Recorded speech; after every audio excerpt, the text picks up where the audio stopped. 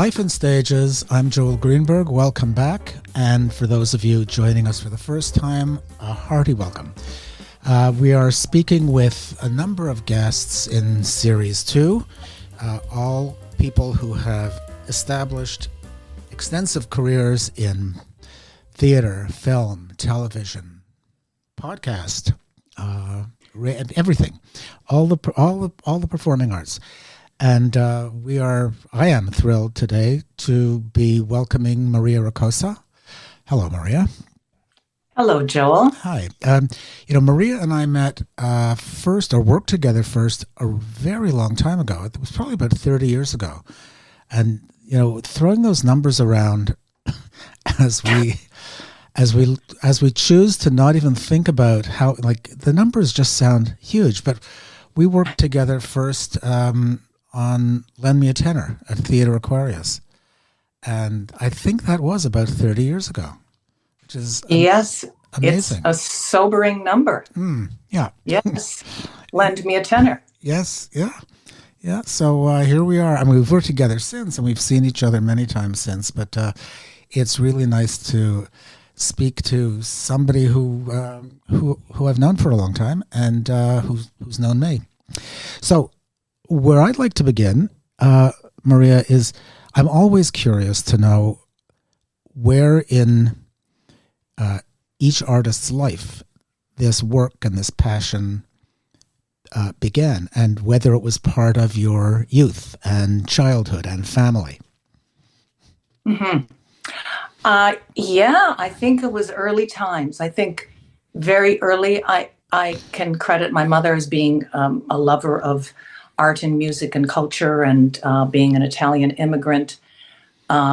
She and my father were very work-oriented in the business. My father was a chef who then created a business of specialty food. So the daily life was very rooted in work, but they loved music and dance. So I had dance lessons and music lessons from an early time. And then when I was in my teenage years, my mother introduced me to a community theater, which was just starting. Yeah. And I found my home there. That was, an extraordinary point of, okay, I know where I am. Where was that?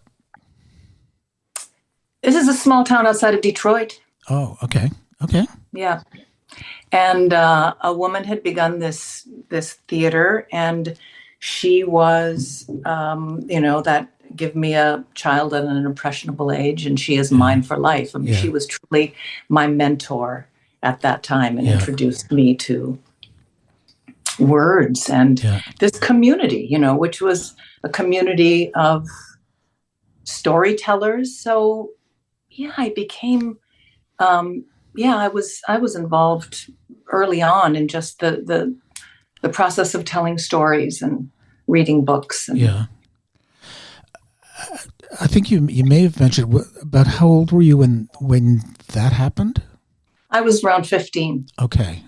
And for the next several years, I was fully immersed in the community theater. And we did things like, Ladies Not for Burning and Oh, What a Lovely War. And, we did The Boyfriend and, a lot of, musicals in and out. And in between times, my mentor would take me for rides in her sports car and have me read her books. So, and these were... Would that happen today, do you think? Yeah, I don't know. Maybe not. Yeah, no, I'm sure it was wonderful, but it's, Yeah, but they were heady books. They were, they were like Anna Karenina. She would have me read, and I kept saying, I'm sick. I can't read anymore in the car. And she'd keep urging me on to read just another chapter. So that was high school age, right? That was high school. Yeah. Right. So, clearly, as you said, you found your home. And once you were finished high school, what did you do next to either develop, or did you train? I had parents who were very encouraging of the arts, but certainly didn't want me to do it as a profession. So there was a lot of pressure for me to go to university and do something practical. Mm-hmm. And I did that, went to university, did something practical, got my teaching degree, Mm-hmm. and taught high school for 1 year. Yeah. And then left that to join the circus, and just started doing theater right after that. And Yeah. community, not community theater. My first professional theater was a children's theater that went on tour to New York. Right. And we actually performed at the Brooklyn Academy of Music to thousands of unruly children who were throwing spitballs at us. Okay. And then after that, I did my first equity show in back in Michigan. Okay. And then I started doing theater. So in Detroit. And then shortly after that, I moved to Chicago. And why Chicago? Why Chicago? I had a friend who lived in Chicago who was part of Second City. Yeah. And he said, you should come and audition for Second City. Mm-hmm. And I said, I don't improvise. And he said, oh, no, you've got to come and audition for Second City. So I did. And the audition was, basically Bernie Solon said, do something. And I did an existential hand puppet show. Okay. Which got me the job, Joel. Great. Okay, that's good. Yeah, Bernie, I had the opportunity also of working when Second City first opened in Toronto. Bernie and Joyce were, they were really trying to transplant the Chicago company and the Chicago model. And although it really didn't work at first, Bernie was, I don't know if you had this experience with him, but he was the most encouraging. He seemed to be completely free of the kind of ego that got in the way of anybody. And that was something in Toronto that I wasn't familiar with, because I remember him saying, when they moved to the old fire hall and the company really started to work, he said, you should come. Why don't you do something lunchtime? Come in and do lunchtime plays. This place, nobody does anything here. And that was pretty much the way my experience with him. Oh, yes. Yeah, no, absolutely. He was quite unusual in that way. There was no one like him. He was completely open in that he had a clear agenda, what he wanted to do, but within that, there was a freedom that I never understood. And of course, Joyce was the mother of us all. Yeah. That said, I just found it, I was hired into the company to replace Shelley Long in the show. Okay. And, I did replace her. I remember her walking me through her track and saying, you do this, and then you go to this exit, and then you put on this wig.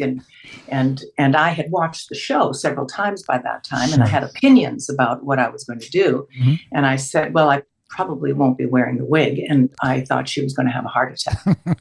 It was not a friendly interchange after that. It became much more, no, you have to wear this wig. This is the character. Yeah. How long were you with Second City? I was with them for about 2 years. I was an actor, and I wasn't an improviser. Right. That backstage, fighting over scenes and all of that was really foreign to me, and I felt it was really stressful. Yeah. Yeah. I ask because I did musical staging for the first 5 or 6 shows in Toronto, so I was spared being one of the company, and certainly at least one, maybe 2 of the performers over those several years certainly didn't take any notice of me whatsoever, which allowed me to really watch. And it's such a unique world. You know, this company that never stops rehearsing, never stops. Like the burnout is huge, and the competition. I'd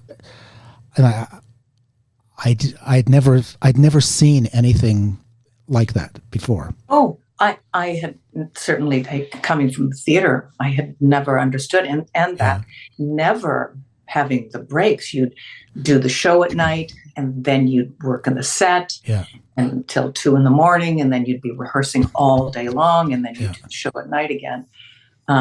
Shortly after they hired me from the Chicago company, Bernie sent me to Toronto to fill in for somebody for a short period of time. It wasn't going to be a forever period of time, but I was up here this was the late 70s, right? So I was up here for a little bit of time, pretty unhappy being away from my home. Sure. And I said, please, I want to come back to the city. So I came back.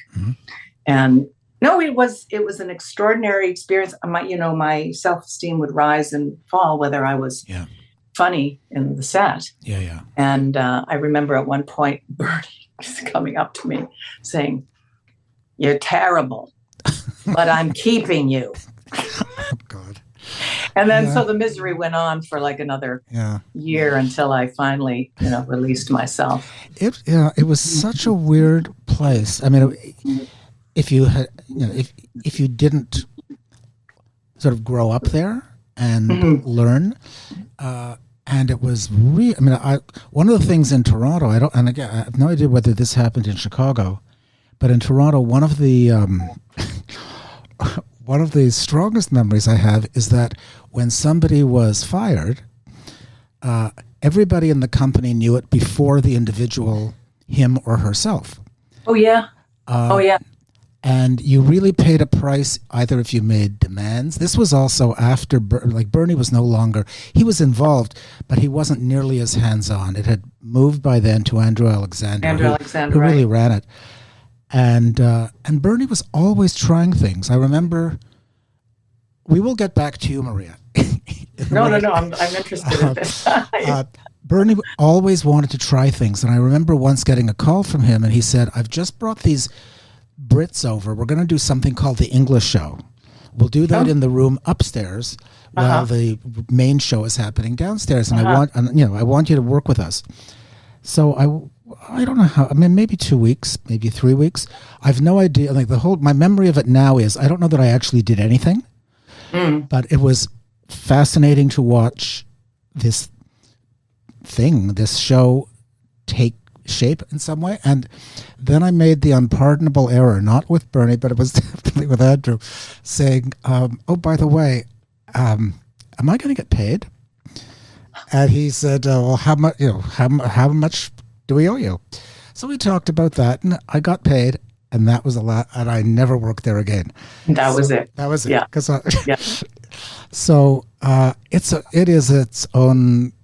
I think to say it's its own beast, I think it's a fair word.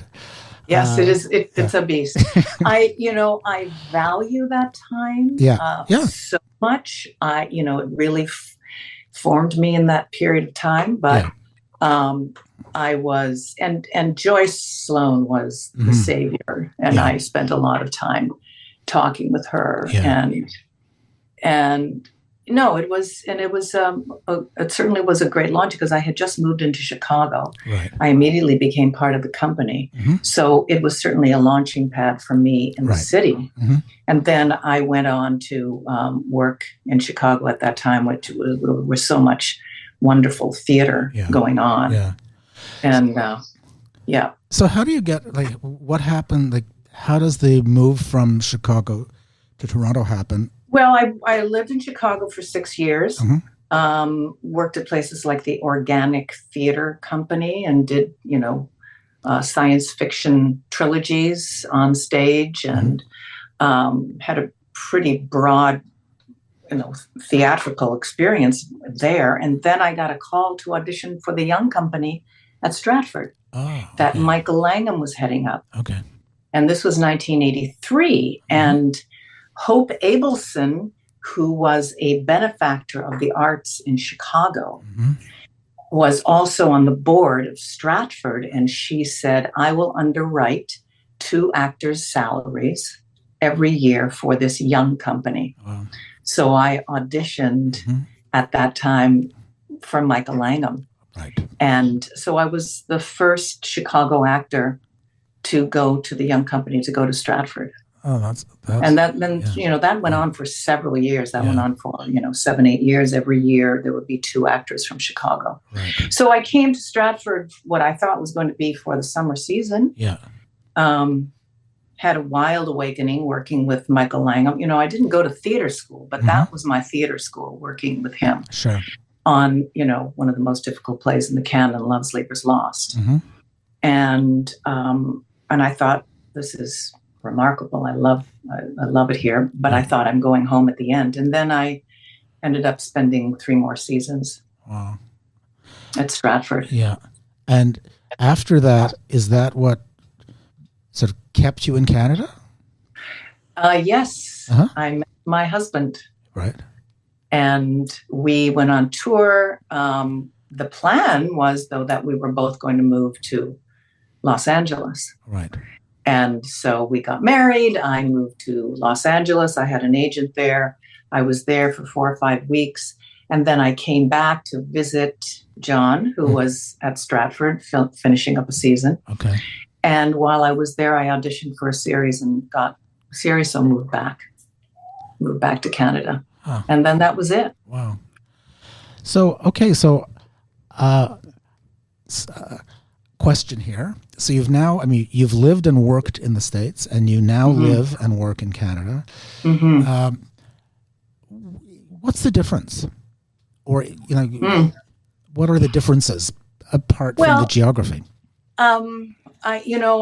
I think because there was always the sense of, well, maybe we'll move back, but there was always work that interested us here. Right.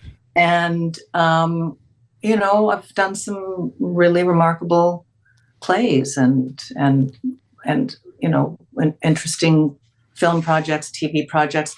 I don't know. I mean, you never know, right? Yeah, it could have been great. I'll never know. But I really, at some point, it was really clear to me that I loved Canada. Yeah. I liked the people. I liked the community. I liked the arts. I didn't like the fact that when I worked on a set, I'd be working next to an American actor who was making, 5 times what I was making, and was looking at me going, "Oh, really? That's." Yeah. But no, I mean, I spent a lot of time, doing, and then, and then I had children, and then it became, this is what I'm doing here. Yeah. And I did the regional theaters. I was able to, I went to MTC, and, that at that point, I remember running into Shirley Douglas going, you really had this amazing career and you had children and blah, blah, blah. And I remember her just saying, you have to get the girl. You have to get the girl. And I went, well, that's easy for you to say, Shirley.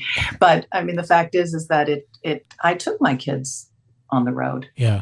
And got babysitters, and and we traded off childcare and worked. Yeah. And did what a lot of parents do with kids when they're trying to maintain a career. Right. Right. And you've got 3 daughters, right? Mm-hmm. Yeah. Yes. Are any of them involved in the arts? I mean, either professionally or spiritually or emotionally? I think, one of my daughters has worked in arts, Art Miami, and, she does interior design. And my other daughter is a therapist, and my other daughter works in the school. So, no, in answer to your question, I mean, when I was doing the series here, they worked as background on the set of Degrassi. And they really, they liked it. And then there was a period of time, one of my daughters came home and said, um, oh, those girls they're so pretty. Mm-hmm. They're, I'm not as pretty as that. And my Mm-hmm. heart sank. Mm-hmm. My heart just sank. Yeah. And so I said, I'll certainly support if you're interested in pursuing it. Mm-hmm. I didn't discourage it. I certainly never pushed it. Mm-hmm. Yeah. I did a movie once when my one daughter was 5 years old, and the casting person said, well, we're looking for a girl, your daughter's age. Why don't you bring her in? So we brought her in, and she went in to talk to the casting person. And then she came out and she was smiling. And Mm-hmm. so I said, Olivia, what happened? And she said, well, she asked me some questions, and and I answered them, and then she wanted to take my picture, and I said no. I said, okay, that's it. Yeah. Yeah. Well, you've worked with children, right? Oh yes. And it's a whole. I mean, it's so strange. Oh, deeply strange. Yeah. You want to talk about that a bit? Oh, sure. I mean, I coached because I've coached on sets, Mm-hmm. as well as working on sets as an actor. And one of the sets I coached on was the prize winner of Defiance, Ohio, which with Julianne Moore, and there were 10 children. Mm-hmm. Right. And they were great. I mean, they were Mm-hmm. really neat kids. Mm-hmm. The parents were significant to deal with. Mm-hmm. And there were, some of them that were really good and solid, and the kids were great. And then there were others that were so ambitious Mm-hmm. for their children, and it was difficult to watch that, and Mm-hmm. it was difficult to sort of intercede and play within that. Mm-hmm. No, it's kind of shocking. Yeah. Yeah. I staged a fashion show once. I have no idea why.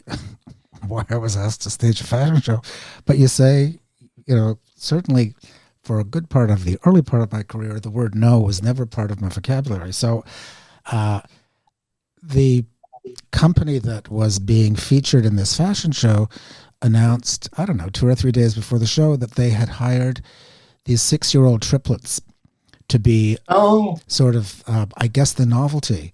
These 3 little boys, and they'd had suits made for these 3 little boys.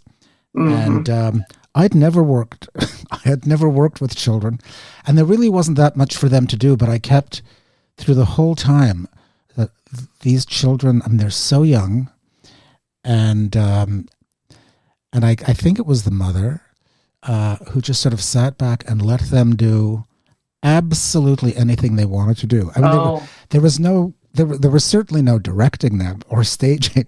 It was really, in the end, it was 3 models who took each of the 3 boys by the hand, and I said, just hold on to them, because it doesn't, when you look at when I look at, say, at Shirley Temple when she was Mm-hmm. little more than a baby, and you have Mm-hmm. you have to wonder what it is that allows or forms that kind of discipline and focus. I mean, it's cute, and at the same time, especially if you've been a parent or you've worked with children, it's a little weird. Yes. Yeah. Yes, it is a little weird. And the best case scenario, many of the best child actors have an extraordinary discipline in there, and they're grounded, and Mm-hmm. they're really neat people. Mm-hmm. Yeah. But yes, no, it's a very fine balance. Yeah. So you've done, you've been at Stratford for several seasons, and you're sort of based in Toronto, I assume, but Mm-hmm. but working Yes. in many places, and also in a period of time where there was a lot of theater happening, Mm-hmm. and it was not at all uncommon for people to just be traveling back and forth across the country. Mm-hmm. I don't, that isn't the current scene. It certainly isn't. Yeah, No. yeah. Those theaters used to hire a lot of Toronto actors. You would be, throughout the whole year, you could go back 2 or 3 times. Yeah. And the Toronto scene, every scene changes. Nothing stays the same. But I'm curious, because of the length of time you've had in Toronto, how do you see Toronto today, as opposed to, I don't even know if this is a fair question, or if it's a reasonable question, because everything changes. It's like, nothing, as I said, nothing stays the same. But do you have feelings about the way the scene was, or the community was, and the way things are now? Well, we always took for granted and that theaters were just doing what they do and creating the shows and doing the shows, and you would audition for the shows and you would go to the shows and they would be packed. The awareness now is how competitive it is for theaters to get audiences. And of course we all know the before times, and then since that period of time, in one way, it's created a sense of resourcefulness, I think, in a lot of actors, because they don't count on that natural employment. That there are people who are creating their own projects, who are writing, who are shooting web series, and they're working and they're auditioning for theater and they're running theaters. There is all of that sort of burgeoning creativeness, which I think is the upside of everything. Actors, when I teach, because I teach acting, it's a different scene that they're going out to. They are going out into a community that many times they don't have a community. They're rehearsing by themselves. They're sending in self-tapes with all of that. So they've been forced to become more creative. And I'm really in awe of a lot of younger actors now because of their resourcefulness and building different communities out of need. Yeah, no, that makes total sense. Have you taught for a long time? Have I what? Have you taught? I have. I started teaching probably over 25 years ago. Okay. Because I really enjoy the interaction with young people. Yeah. I like that ongoing. It feeds me. I enjoy the give and take of it. I like being connected to that younger generation. Yeah. And so, I've taught as well, and I don't know what it's like to teach currently. I think I probably taught last around probably about 10 or 12 years ago. So, and the world has changed in such dramatic ways. Do you notice, is there a substantive difference? Oh, yeah. Yes. Okay. Specifically just in terms of the how what you can't take for granted anymore. Okay. I'm monitoring myself much more. I have to watch what comes out of my mouth. I have to be careful what I say, what I do, how I react, because I think it was worse a few years ago. I feel that it's kind of moving out of that period of time where there was, vigilance. I felt that I was being watched for any kind of misdemeanor by students, I think, because they were taught to be on guard. I think that it was a kind of a scary world that they were in. Yeah. I think it's gotten better. I noticed the new group of students post-pandemic and moving out of it a few years. But yes, certainly it's changed. And, I guess because the industry has changed so much, and perhaps most of all because of social media and web access and self-producing. I mean, you mentioned web series as an example. Mhm. That it's a much, I don't know if it's a much looser world or a much less carefully defined world than it had been Mhm. previously. The resources that students bring to you now or bring to class, are students in any way better or less well prepared for for the work they have to do? Um, well, they are. I think they're aware of how many avenues there are Mm-hmm. to pursue. Yeah.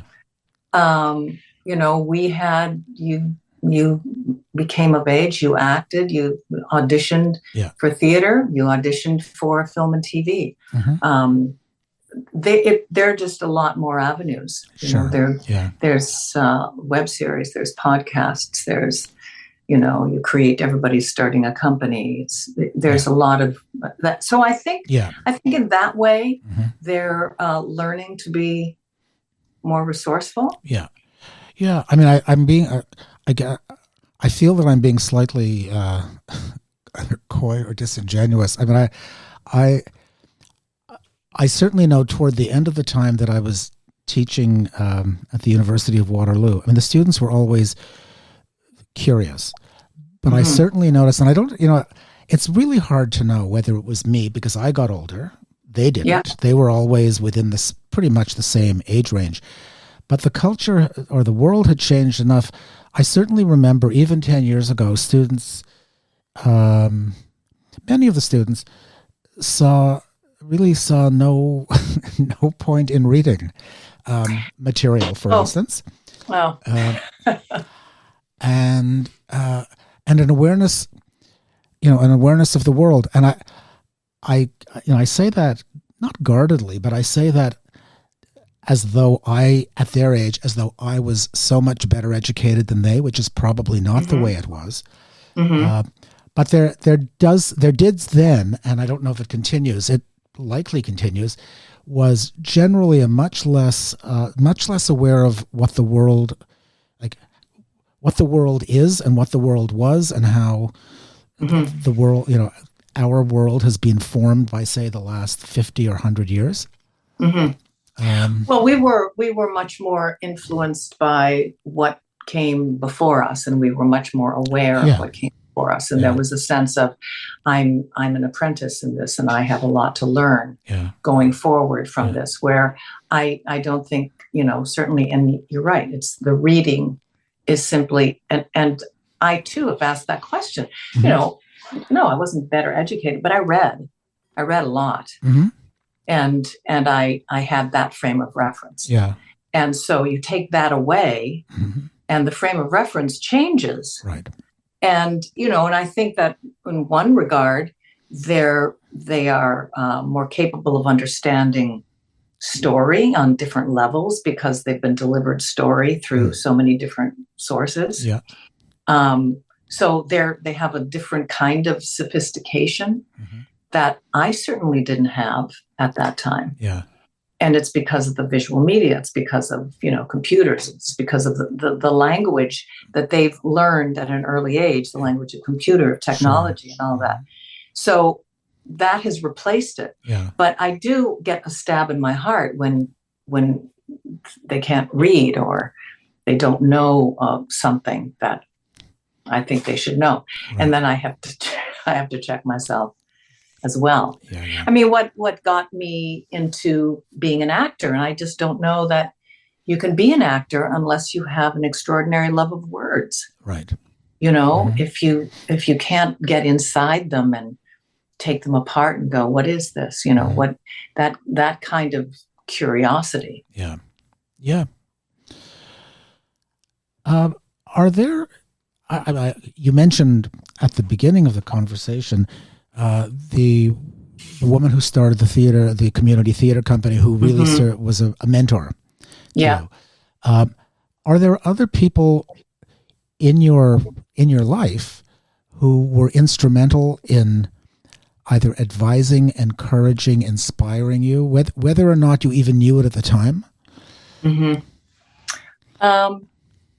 Well, I think when I went to Stratford, I think Michael Langham certainly did, and and he was certainly a very tough mentor, but he awakened a curiosity in me that I think was pretty profound at that time.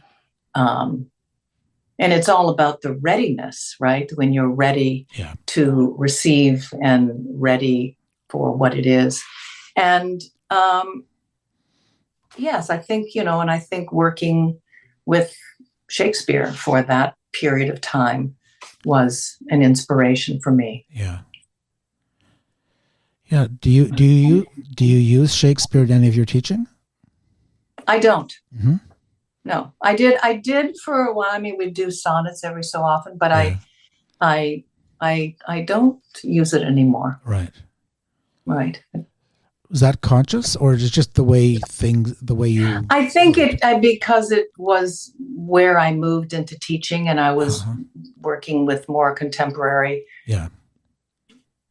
works. Yeah, and if you're giving, especially because you're teaching, and you're teaching people who are thinking of or aspiring to have performing careers. Is there particular advice that you give them, or do you see any point in advising?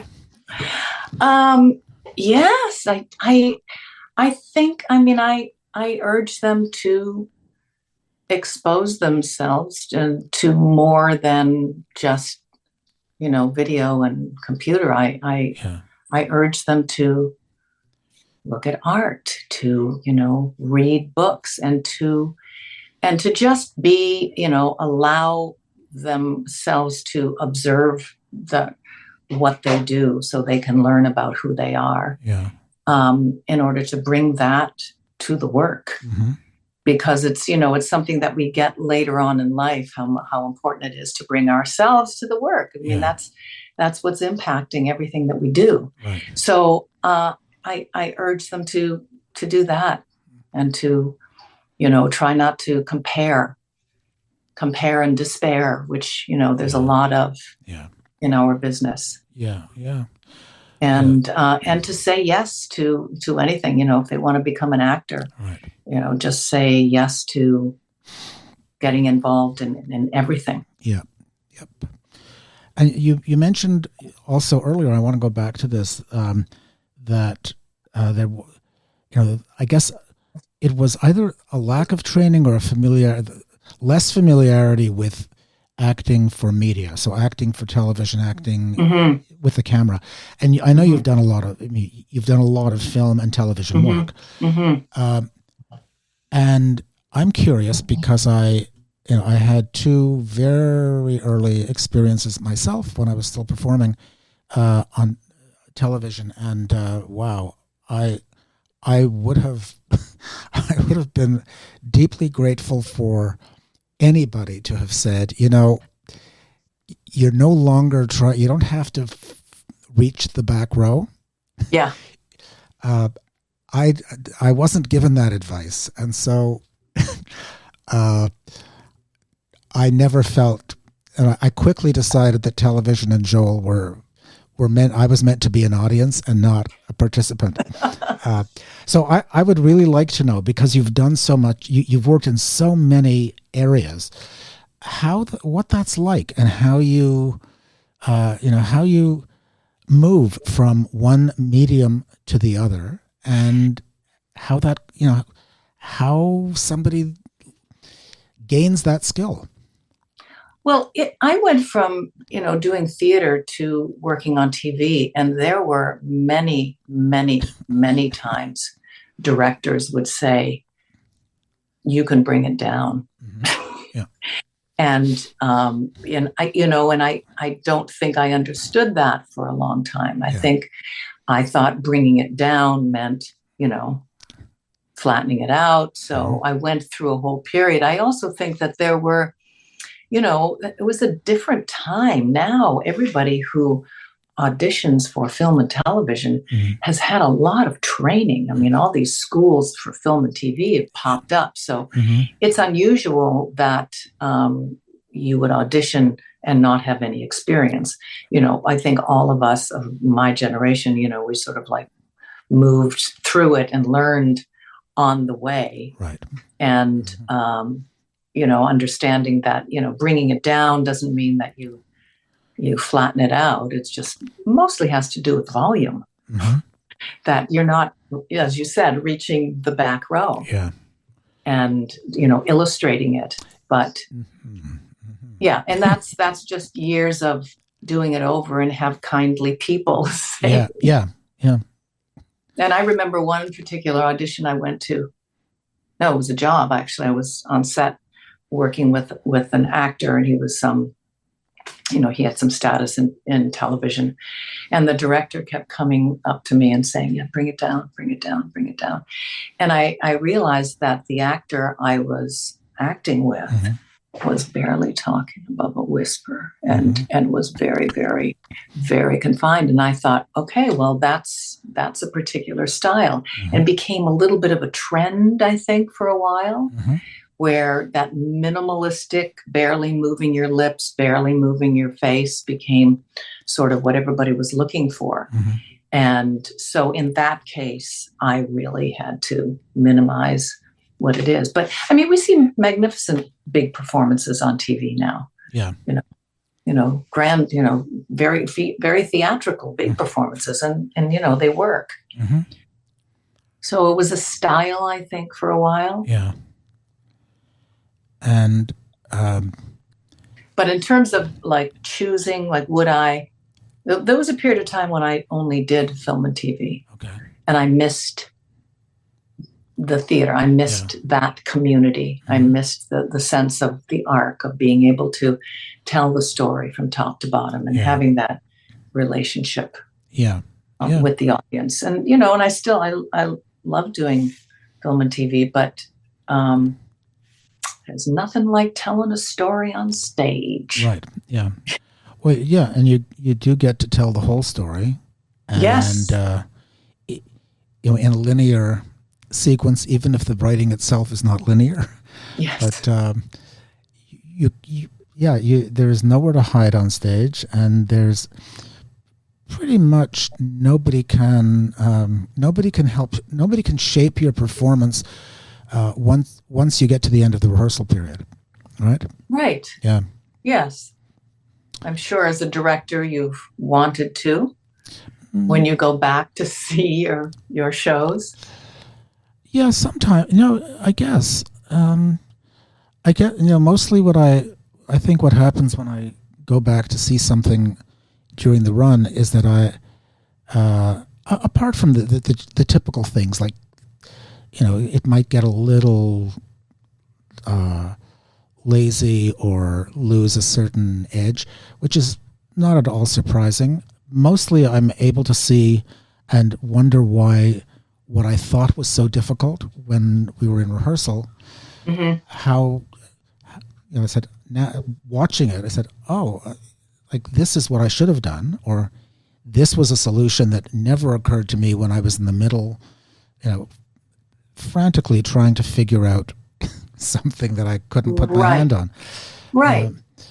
Yeah, it is. I mean, it's very similar to the creative process that, as an actor, right? Sure. It's like you can run a show, if say you have a 3 or 4 week run, near the end of the third week, you go, oh, right. That's There's right. that moment that, now I get it. Yeah, yeah. And then when of course, if you're blessed with doing remounts, like we did with Clybourne Park, I remember after we did the remount of that, and thinking, I only want to do remounts. Yeah. I find, because I've done a few remounts, I find them actually much more difficult. What I find difficult is figuring out for myself how to contribute, to not simply say, here's what we did. Because the remounts that I did with Studio 180 were sort of the Laramie Project, Stuff Happens, Clybourne Park, The Normal Heart. We did several. And there was usually a remount because the initial production worked so well. And I didn't have, I think I probably don't have the imagination to look at something that is finished that I've helped to work on. And I said, this, here it is, and it's in a piece, and now I'm going to do it again, and this time it'll be different. But I don't have that. In fact, I remember being asked. The National Arts Centre wanted to do a production of Stuff Happens, and we had done it, and we had remounted it, and I said, and I was very flattered to be asked to work anywhere that wasn't Studio 180, and I'd never worked at the National Arts Centre, and it took me a couple of weeks to say, no, if I do this, I know I'm going to do it exactly the same way. I don't feel that when we finished the show that, I said, I don't feel that I have a new take on it.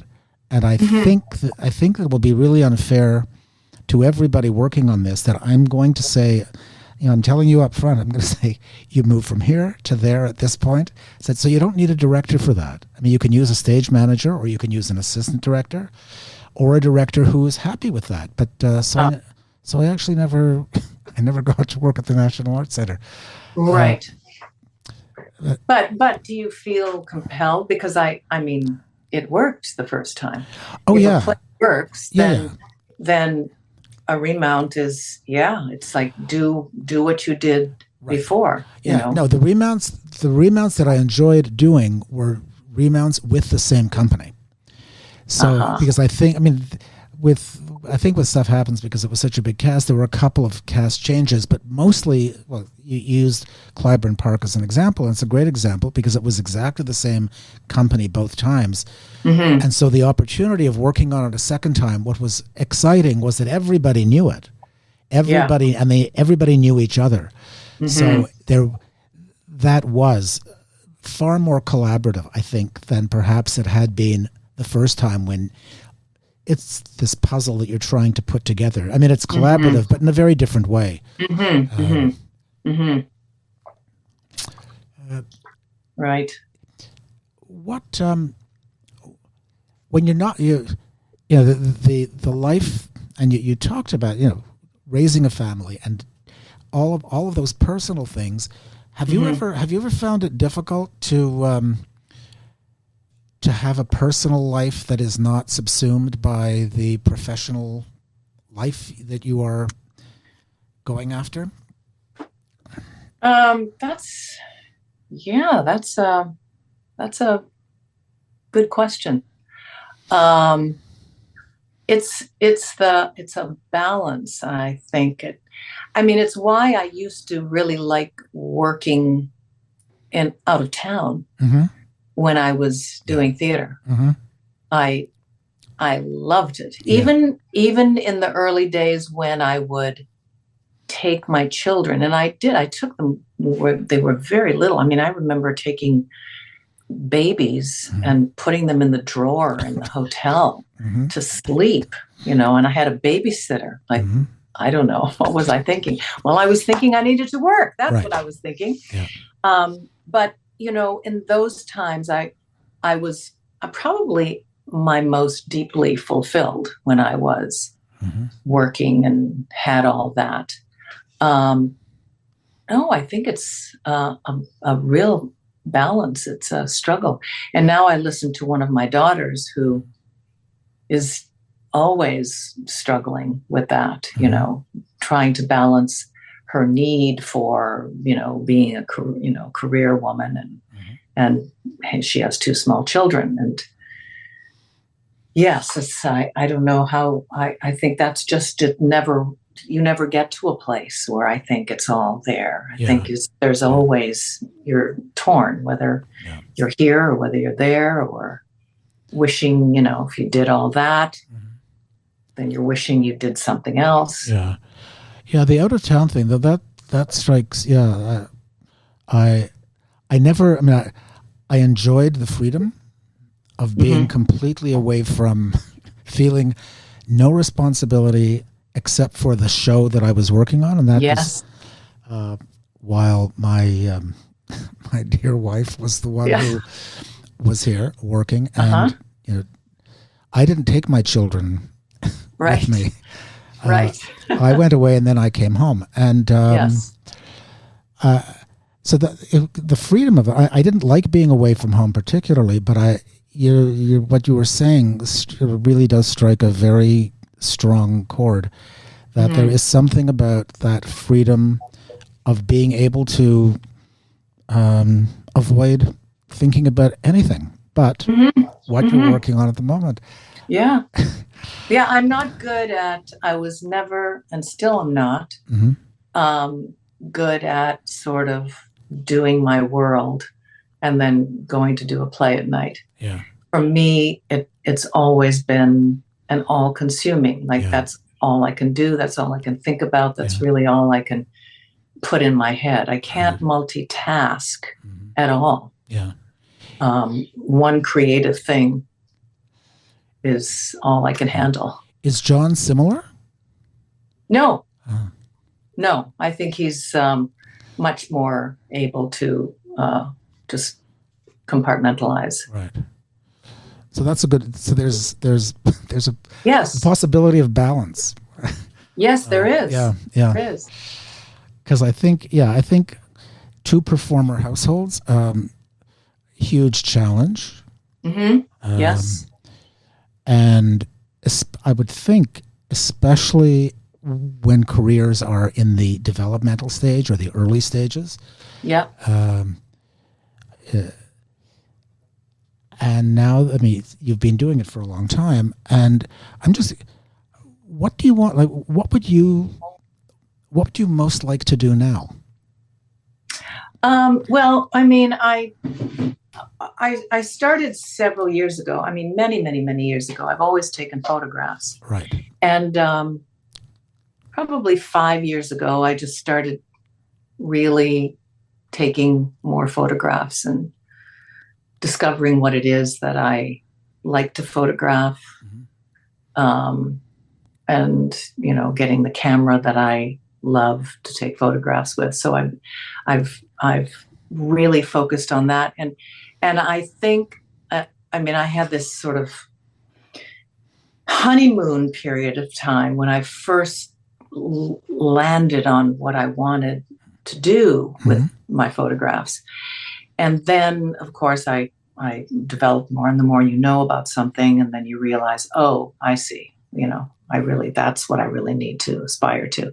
And I realized that I had really not really changed anything about my creative life. I just sort of stepped into another creative endeavor, which is filled with all the insecurities that acting is, this is not good enough. And then, I would become, I would labor over that and torment myself with. And then ultimately, in all of that period of time, I did produce a book and published a book. And it was like putting on a show. It was like rehearsing and putting on a show for a year. Right. And it was really creative and obsessive, but it was also filled with all of those things that you are filled with when you're rehearsing and doing all that. But all of that said is I love taking photographs. I'm a street photographer. So my life would be do a play, shoot a little bit of TV, and then basically go places where it's warm. Yes. In more than 4 months of the year, and walk the streets and take photographs of people. Is the book a book of photographs? Yeah. It's a book of photographs that I took in and around the beaches where I live and other beaches. And it's scenes. I call it shore stories, Mm-hmm. and it's scenes. It's many scenes of people and people doing things on the Right. beach. And when did you do this book? I did it a year before last, so 2 years ago. So it was a COVID project, was it? It was, well, it happened, yes, I Uh-huh. would say before, and then yes, it was definitely a COVID project. Okay. As I, Yeah. stretched my pictures out on the floor trying Yeah. to arrange them in some kind of sequence. Sure. Oh, that's. But Oh, I love doing that. I love, creating those scenes, those stories. yeah. So that's what I would put a lot of my focus on. Yeah. And what do you do? Like, what do you do to get away from, like, to mentally get away from the kind of anxieties or pressure that you feel, that that is endemic to performing or photography? I mean, I love to cook, for instance. I don't know, like, Yeah. so what non-performance activities Non-performance. do you, Do you like to do? yeah, and that you benefit from? Well, I like to cook. Okay. I like to cook. I've recently taken some dance classes. Okay. Line dancing, actually, Joe. Oh, wow. Okay. Yeah. And it's 45 minutes of fun. Great. And I do that a few times a week. Okay. I do that. Yeah. Yes. Yeah. And that's a great, getting out of your head and totally focusing on other things. Sure. Yeah. Yeah. And I know that you and John travel. So yes, we do when we can. Right. Yes. Yeah. Absolutely. And that's pretty that's a releasing activity. It is. Yeah. I would like to travel more. I'd like to do more of it. I don't know how long or how much. I mean, I find that sometimes 4 days pulling yourself out is really kind of the sweet spot. Mm-hmm. 2 weeks, I don't know that I like being out of my routine. Mm-hmm. I like the idea of just being a tourist and traveling and doing that. That doesn't do it for me, but short bursts of seeing the world. Yeah. Yes. Well, this has been I've really enjoyed this conversation because it is all, when you don't have time, generally when you don't have, even though, as I said at the outset, that we met working about 30 years ago, and we've seen each other, we've worked together more than that, but we've also seen each other socially a bit. These conversations are so enjoyable because it's an opportunity. I now, I know more about you now than I have for the last 30 years, because there just isn't this generally there isn't this kind of time. And, when we have met for coffee or something like that, I don't sit and sort of push and prod. We just talk, right? Yeah, so of course. Of course. Thank you very much for making the time, for being here. Thank you, Joel. I really enjoyed talking with you. Good. And to all of those people who are listening, I want to thank you for listening and for coming to Life in Stages. Please tell people about this. As Maria and I are talking to each other, it's reassuring to assume that there will be people who will take time to listen to what we're talking about. And I know certainly from series 1, the responses have been really lovely to hear. So those of you who are listening, you can certainly feel free to respond or to comment. And as a way of keeping the podcast moving and growing, if you are able to lend some financial support. This is not, as you know, this is not a podcast with ads or corporate anythings. It's a self-produced passion project, as I'm told it is the right label. And contributions can be made in two ways. Outside of Canada, it's with Patreon. So it would be patreon.com/lifeinstages. And for those who are here, it's much simpler, actually. And you do it by sending a contribution to Jerica Life in Stages, JERICA Life in Stages at Rogers.com. And that will help to keep the podcast growing and moving. And thank you. Thank you all. Thanks again, Maria. And I look forward to talking with our next guest. Bye-bye.